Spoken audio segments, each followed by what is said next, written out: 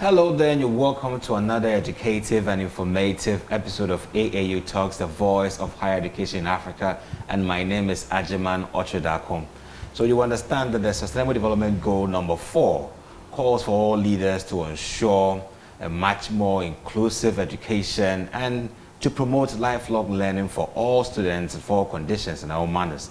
And today, I'm here to discuss the state of students with special needs in higher education institutions. And for this special edition episode of AAU Talks, we are here at the University of Ghana with a special guest to help us discuss this little latter. So don't go anywhere, we'll go for a short break. When we come back, I'll let you know who she is and zoom right into discussion. Don't go anywhere.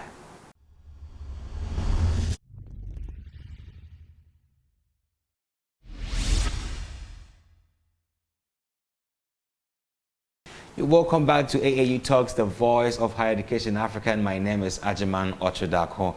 And before one of the break, we told you about the topic. It's support systems for students with special needs in African higher education institutions. And we're here with a special edition of AAU Talks to bring you a special view on this topic here at the University of Ghana and at the Office of the Coordinator for Special Students with Special Needs. And we're here with Dr. Awo Mana Asiedu. Doctor, welcome to AAU Talks. Thank you.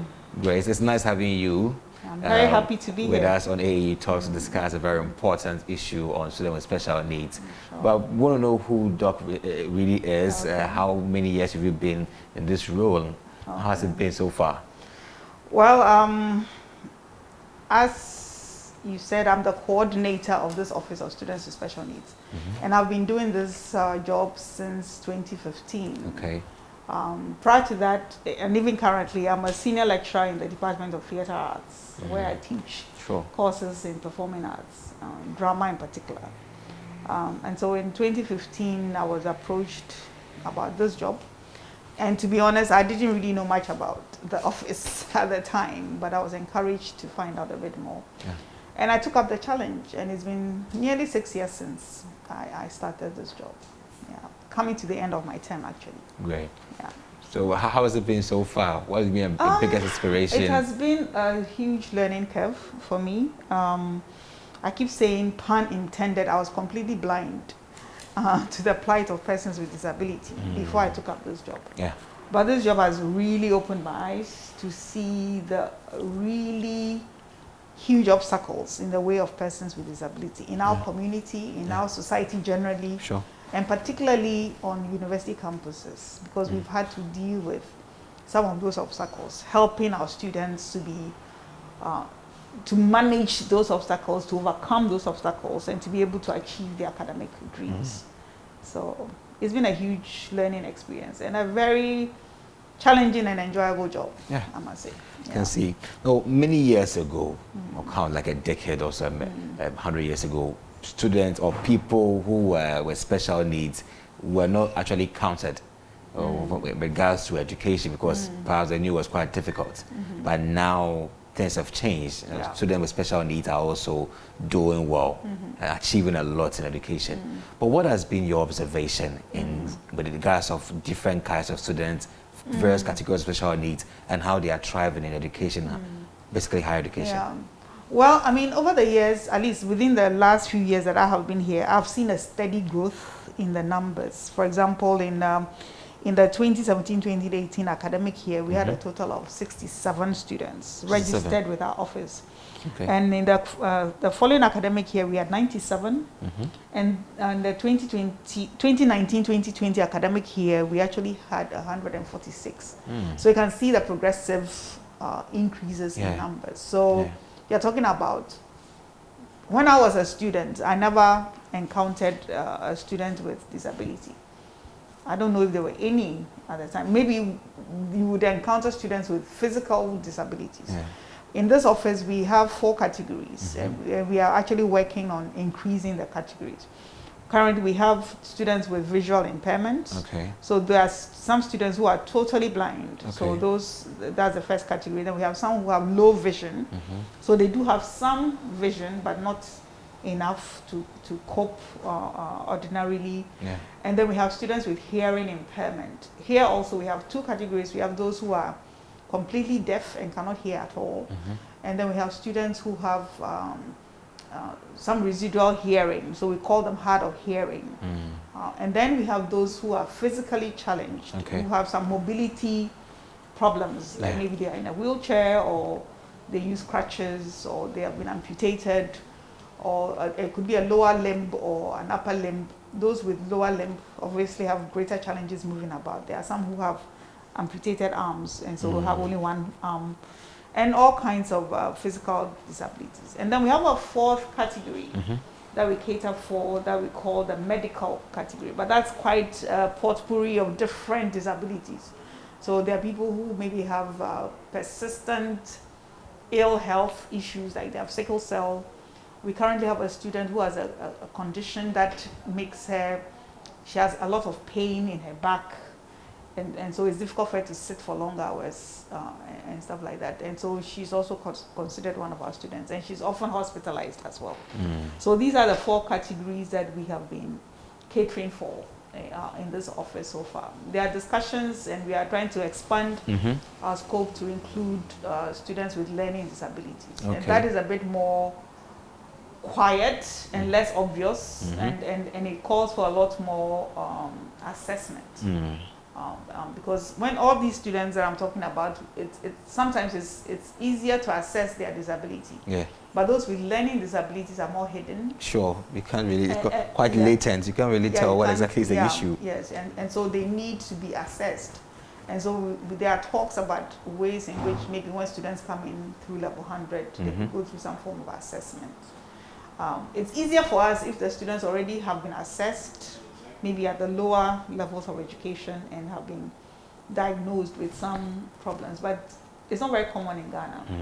Often we rather have students, international students who come here who already have had an assessment, that they have some learning disabilities, they need different learning environments, maybe different examination conditions. So they come with their reports, and then we cater for them. But our own students never come with any such report. So that's an area in which we need to push and include, because I'm sure there are many students who have difficulties. Sure.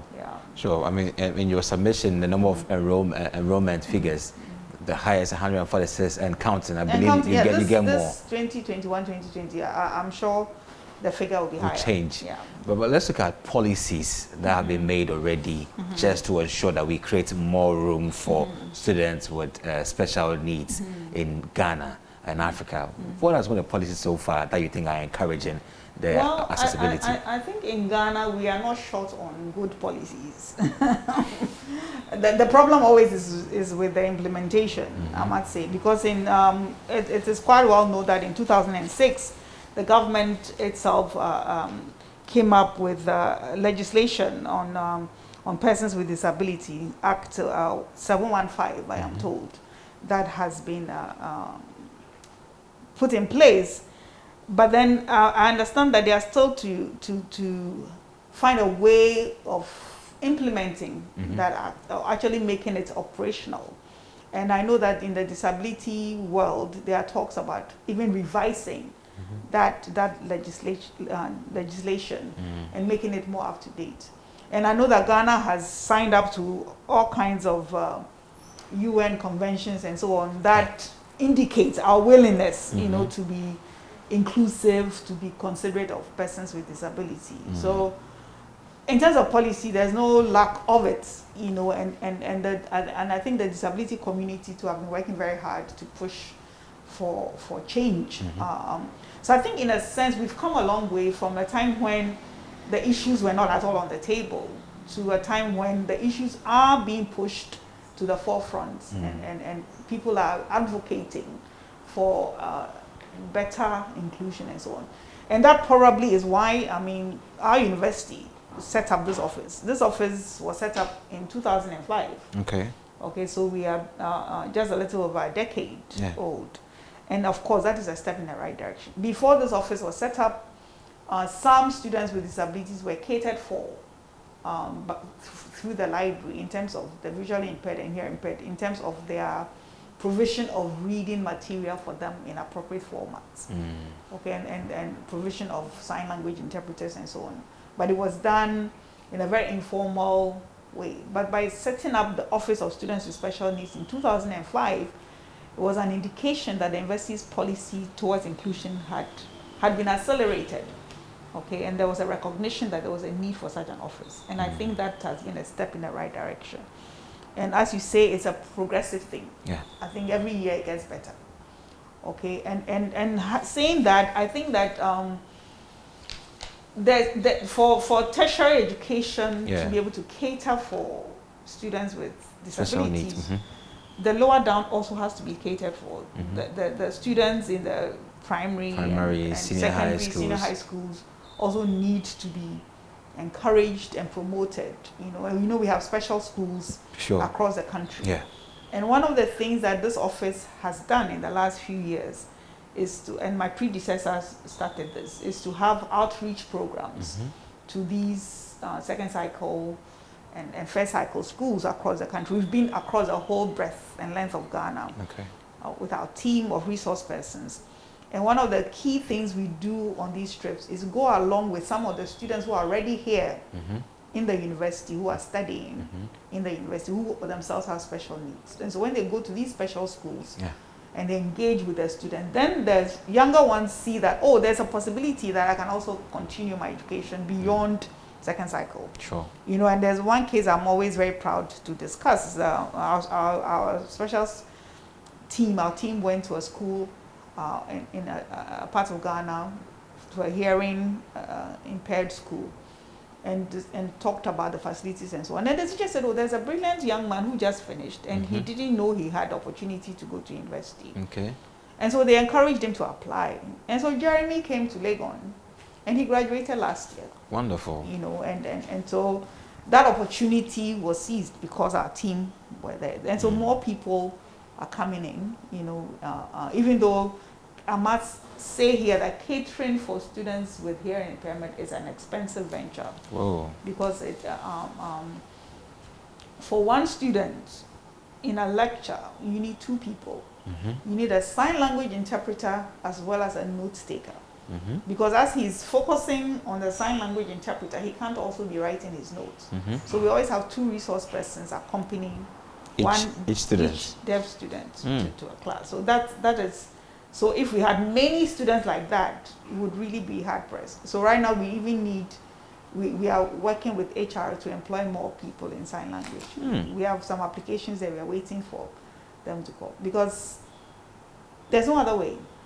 Okay. So, but then at least the university is committed to providing them with the resources that they need. Right now we have two such students. One is doing law, he's in his final year, and then one is in his second year in the social sciences and humanities. And we are expecting some, but we have quite a number of hearing impaired students who are hard of hearing. I think the total number of that right now is 8. 8 students? Yeah, with hearing, who are hard of hearing. Great. So they do have some hearing, but they don't require sign language interpreters. So you don't pair them up with anybody? They go with people who take notes for them. Okay, note takers, sure. Yeah, because they can't hear everything. So they read lips of lecturers, but the note takers will take notes for them so that they can, so they hear some things and they read lips, but yeah. So this, it's yeah. Wow, that's a great support system right there. But we'll find out more on our talk with Dr. Awo Mana. Don't go anywhere, we'll go for a short break.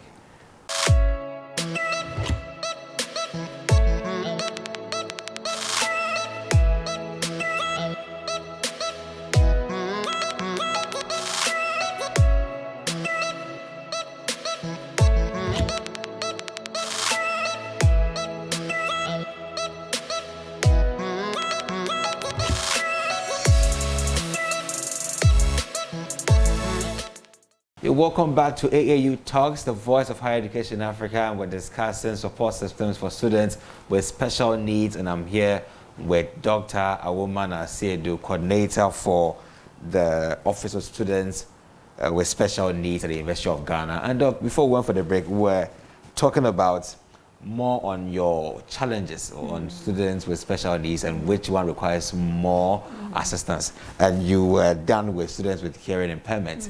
How about the academic programming? Okay. It's the ease of access to various disciplines and how they are also cohesively supporting the course. Yeah, I mean, we have a system here at Legon where we have a pre-admission interview of all our students. So our students, once you indicate on the form, when you're filling the form, that you have a disability, we invite you to an interview where we have a doctor in place, and then we have the provost from the college where you're applying to. Heads of department or deans are also invited. I'm also on the panel.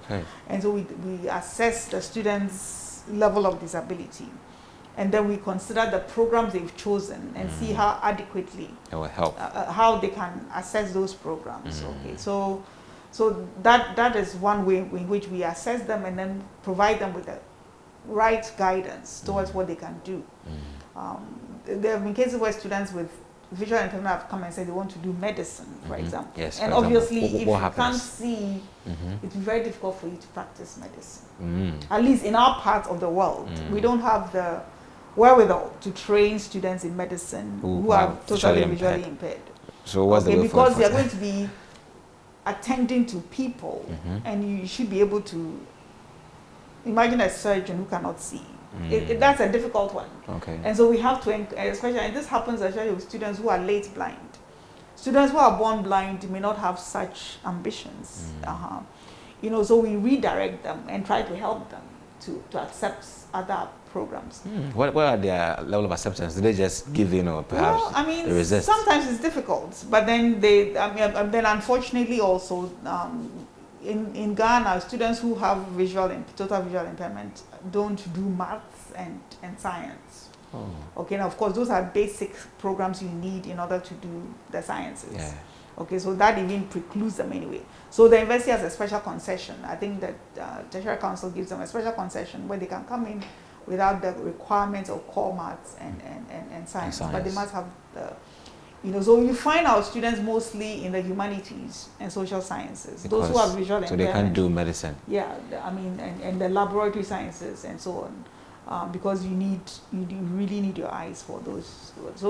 But then recently, a lot of brilliant ones who really have been going into law. Some of them choose to go into law. So we've had a number of students doing law, and they go on to the Ghana School of Law. Great. So. Yeah, but often they end up in the humanities, as I said, and they do social sciences, they do sociology, philosophy, political science, particularly, and so on. And so, but then for example, there was a student, quite sad, was in a wheelchair.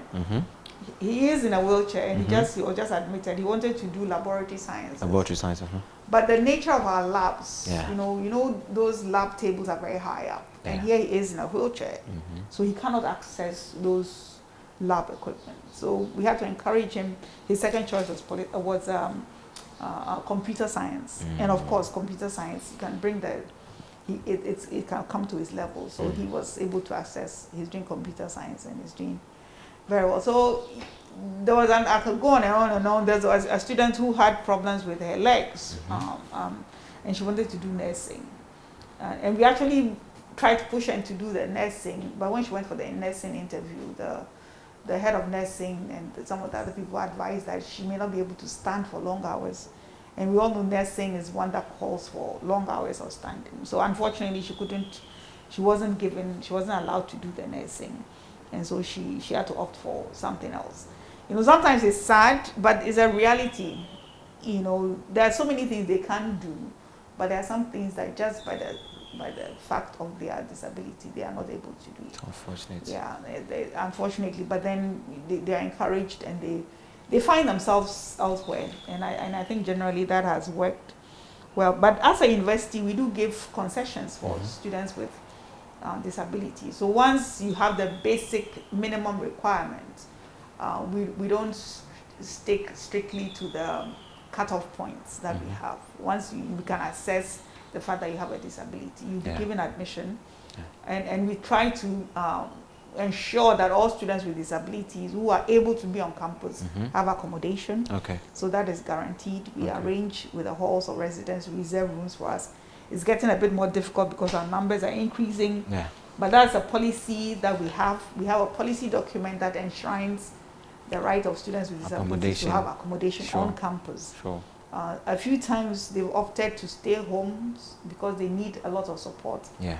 That cannot be provided. Like if you're in a wheelchair and you need certain supports that our environment cannot provide. You know, so a few cases have been like that. But there have been some students in wheelchairs who have been on campus. And so they have to be given rooms that are accessible and so on. So I mean, one of the biggest challenges I see is with the physically challenged and their ability to move about campus. Yeah. Because as you know, I don't know if you're a former student of UG, our pavements sometimes are not friendly. Sure. I've complained about this, but it's a fact. Student with special needs pathway. Somebody is in somebody's in a wheelchair and he's on a pedestrian, supposedly a path, a pavement, and then there's an electric pole in the middle. That is unfortunate. Or there's a gutter that has not been covered. So how does he go? So those are realities. I think that's what I was coming to with those sort of interventions for matters like these.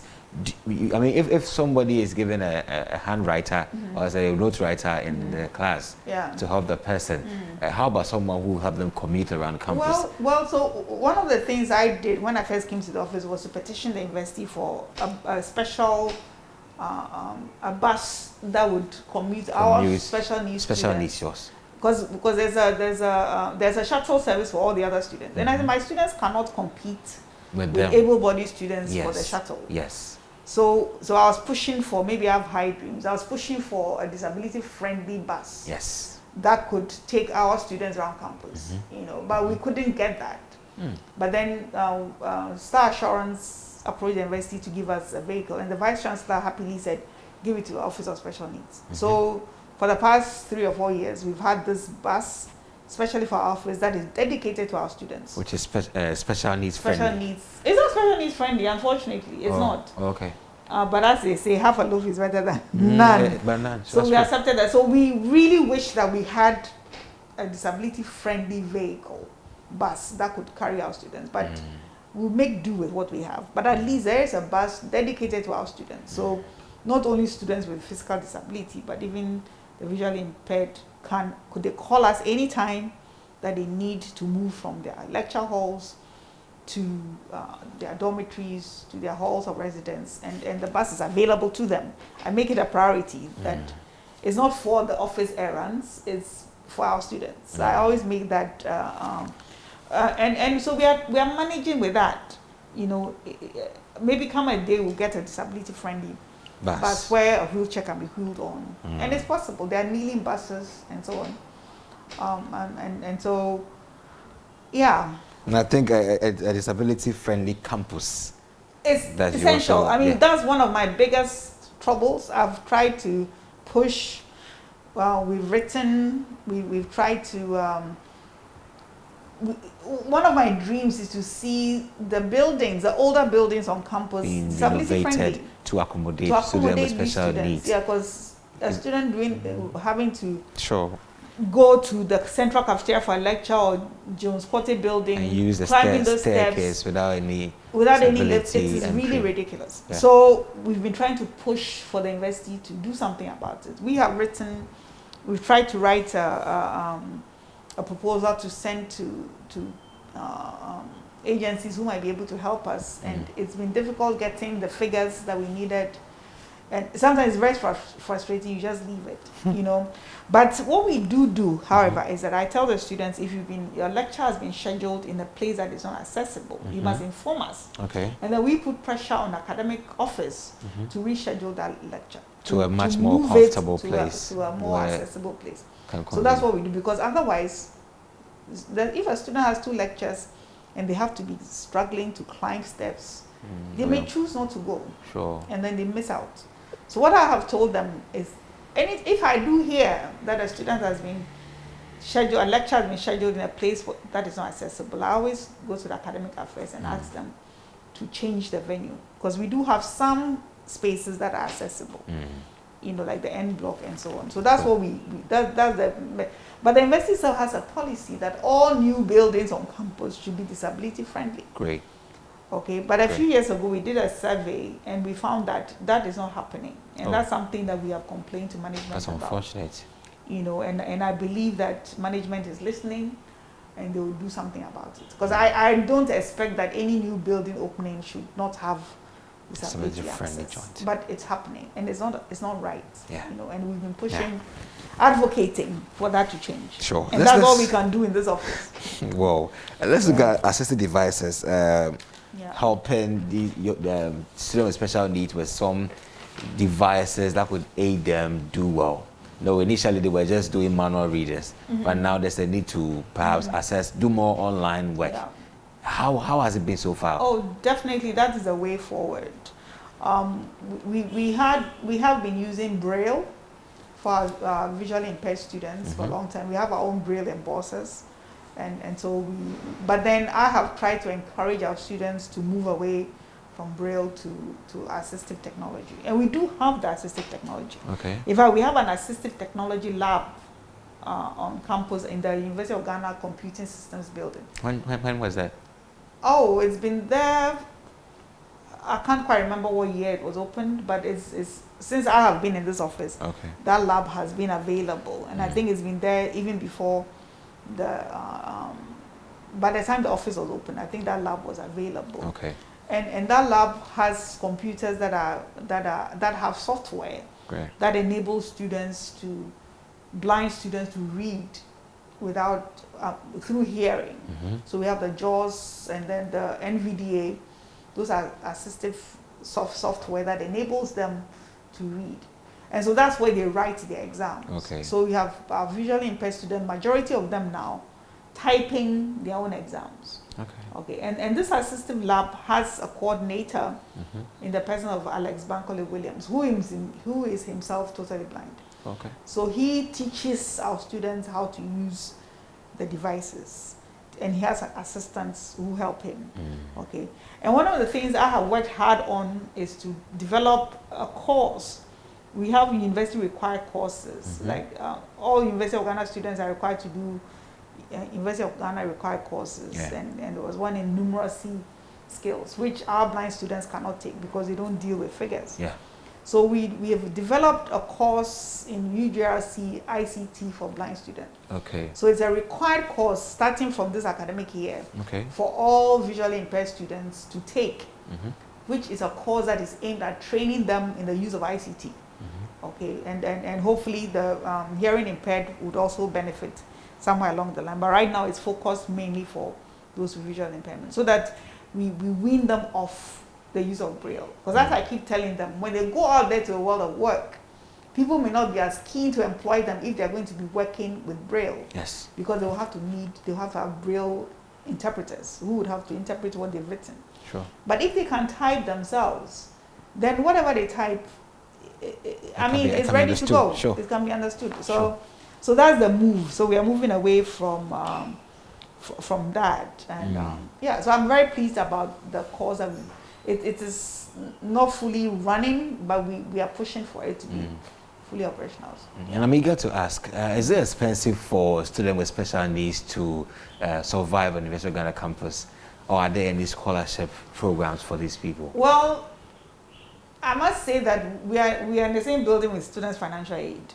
And anytime any of our students have applied for financial aid, they have not been turned down. Oh, okay. Yeah, so if a student has a financial need and they have disabilities, once they apply and we put a note on it that they have disabilities, they are given scholarships. And there are some scholarships that even insist that a percentage of the scholarship goes to students with disabilities. Oh, okay. So that's something that I am very pleased about. And the government of Ghana gives out certain bursaries to students with disabilities. It's not much, but it's some amount of money every year for any students with disabilities to use. And beyond that, recently GNPC's scholarships. Yeah. Once our students apply and we send them a list of our students who applied, they give them the scholarships. Great. So there's no shortage, touch wood, of scholarship for persons with disabilities. So far, from my experience, and as I said, some benevolent agencies have also started helping our students by providing special support. Like for example, Kimathi and Partners, a law firm. I think Kimathi himself was a guest of honor at one of our graduation ceremonies. And that year, the person graduating top of his class in the BA class was a student with visual impairment. And he was so impressed with him that he decided that he would every year give each level 100 students with disability, with visual impairment, 1,000 Ghana cedis. Oh. Okay, so the first year there were not many, less than 10. And then the next year there were about 17. And this year there are about 21. And the ceremony will soon be happening. Great. Where they will be giving this money to buy a device. Hopefully they do use it for their laptops. I don't know if they do or not. Great. But at least that provision has been made. Okay, so I think in terms of technology, we are not doing too badly. And we have some resources at the technology lab. We have there's a machine called Sarah C that can read to students with visual impairment. So they can use it to read if they want, apart from the software that they have.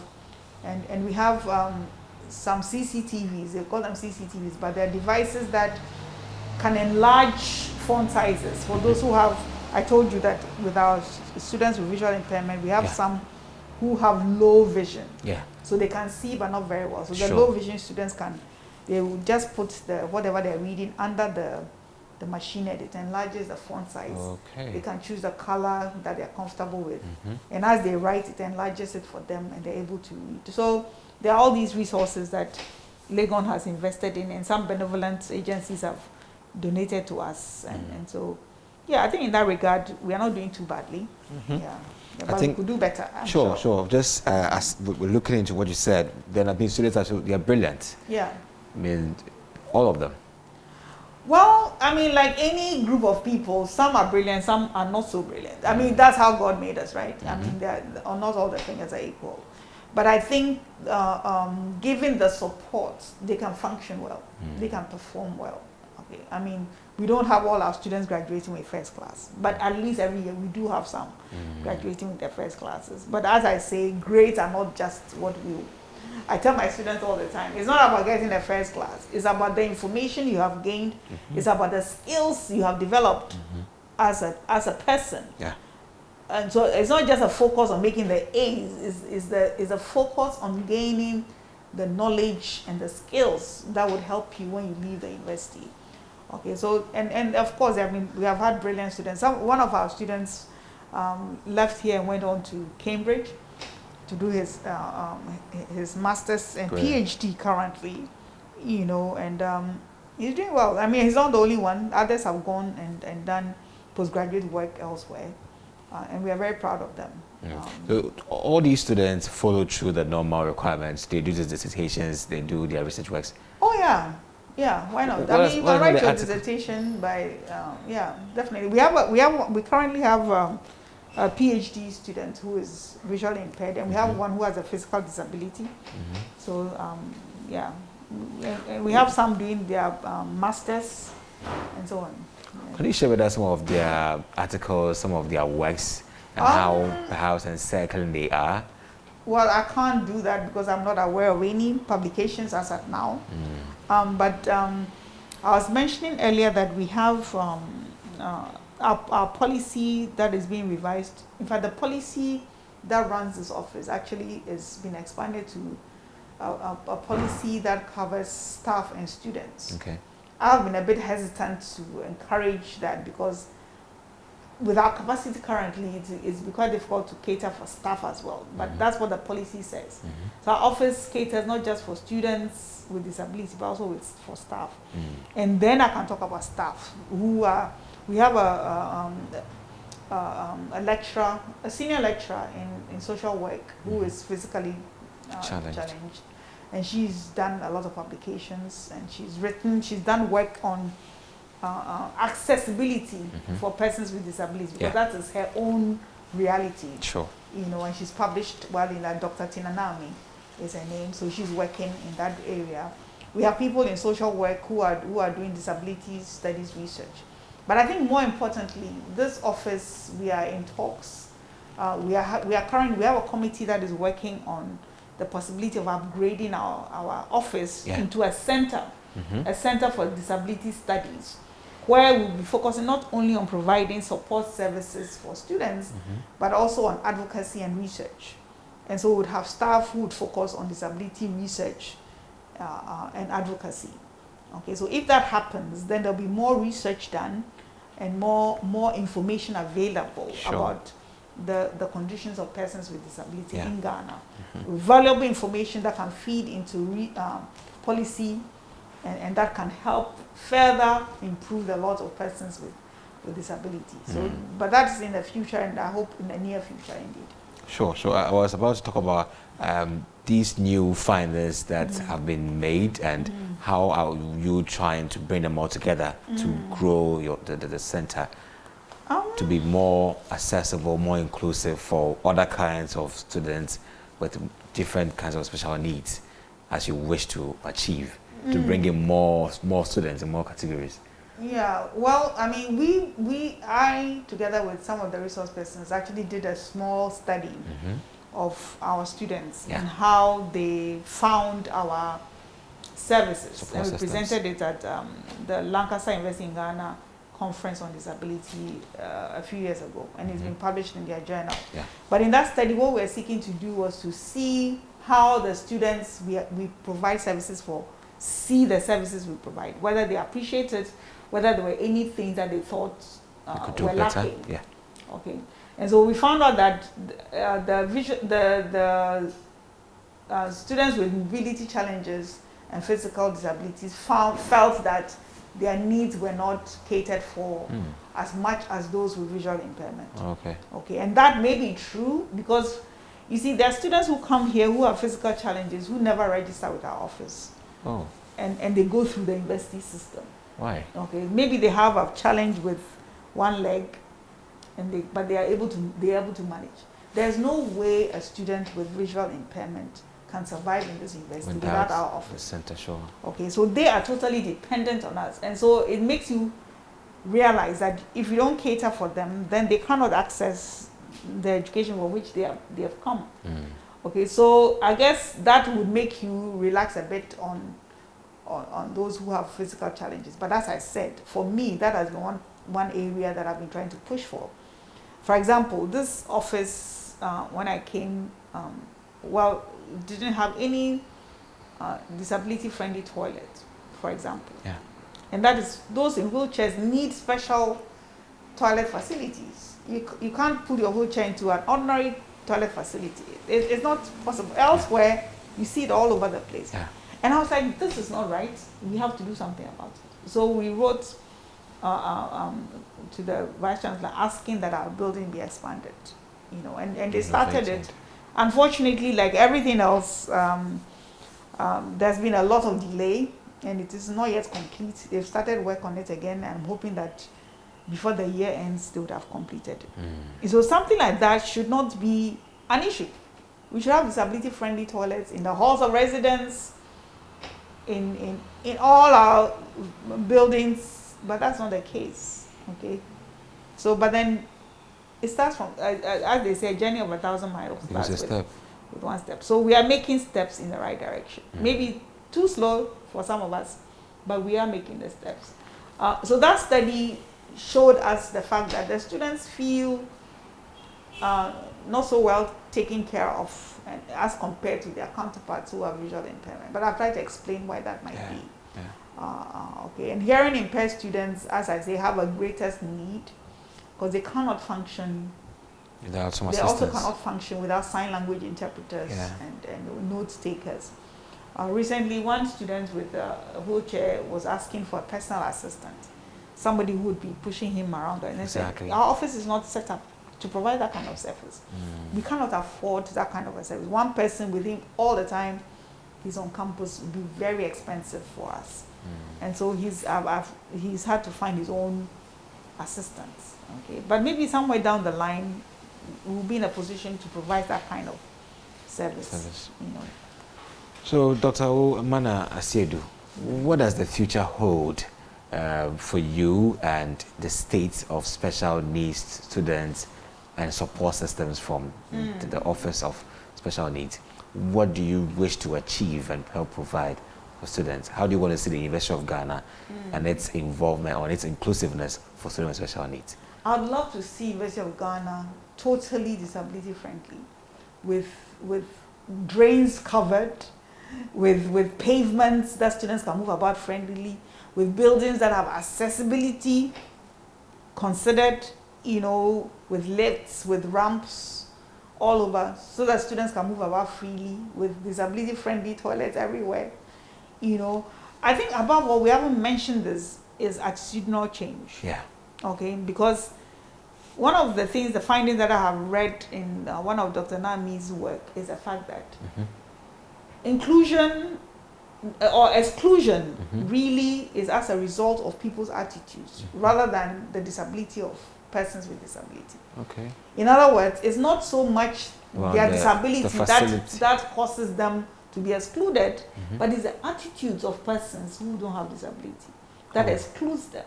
Okay. You see, and if your attitude, if you stigmatize persons with disability, and you don't have an open mind to persons with disabilities and and recognition of their ability, then you are limiting them, you are pushing them away. Yes. But if we had a system where we were aware sufficiently of the capabilities of persons with disability, and were prepared to make the necessary adjustments and concessions so that they can function, then we would be creating an enabling environment for them. So I think it starts with the attitude, it starts with the awareness.